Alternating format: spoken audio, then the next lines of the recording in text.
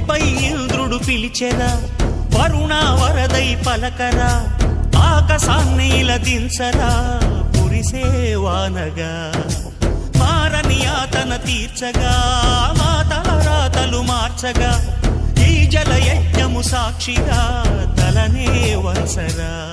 మహారాజు తానే సమిధల్లి మారి నిలువెల్లా వెలిగెరా, భోగాన్ని విడిచి త్యాగాన్ని వలచి తాపసిగా నిలిచెరా.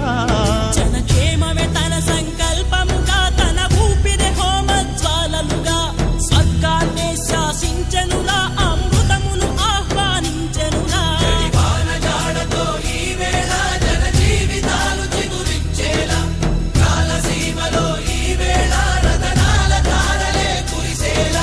కల్లు కల్లు మని సిరిము వల్లే చినుకే చేరగా, జల్లు జల్లు మని పులకి